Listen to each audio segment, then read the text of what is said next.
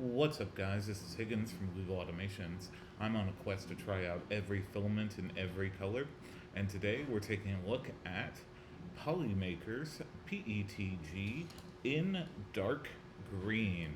Some of y'all long-term viewers might know how much I enjoy Polymaker. Cardboard boxes, cardboard spool, comes in this nice Mylar reusable bag if you don't have a good storage system.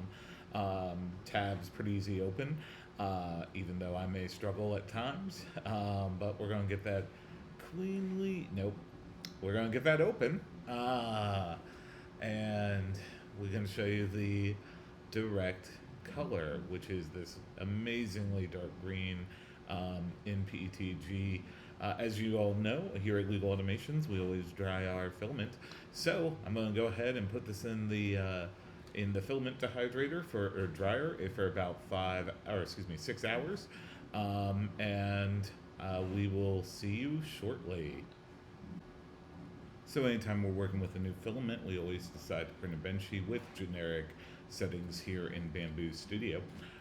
So we got that squared away. We're going to get this sliced up, and it looks like it'll be a little over an hour, so I'm going to go ahead and do that and get all the rest test prints done. Alright, so we got the bench sheet done. Looks pretty good. Again, this is generic settings. A little bit of a couple of small imperfections there, and but overall I'd say pretty good. Maybe a little bit on the back texture, back text that didn't really come out as well as we would like. I mean, you can still see it, and then some of the textures on top.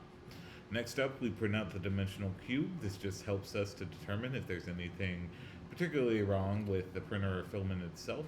This came out well. There was a little bit of this weird string filament that may have come out just as the extruder kind of got up to pressure or anything like that. Next up, we have the temperature tower, and much like many of the PETGs from Polymaker, 240 looks to be the best. There's no stringing on the spike there. And then next up, we have the retraction test. This one turned out relatively well, no major issues there. And then the max volumetric speed.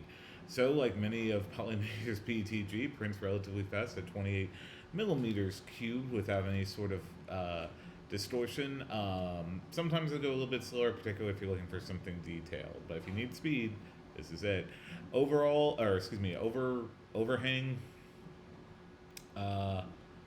Test looked out well. Again, with PETG, pretty much anything over 75, you're going to want to maybe consider supports. And the final bench sheet, we were able to get a couple of things fixed. Some of the textures on the back, you can see the text clearer. No real major issues that I could see. So currently over at Amazon, this at time of filming was $19.99. Pretty good price for a kilo of filament. So if that's something you're looking for, you can just easily order this over there. As for my overall thoughts on this, I love the color, love Polymaker, as I've said. I like the cardboard spools personally, especially with the updated stuff where they're not getting jammed in the AMS. So as you all know, I'm a relatively new channel. Don't have sponsors or anything like that, just wanting to give back to the 3D printing community by documenting a lot of these different filaments.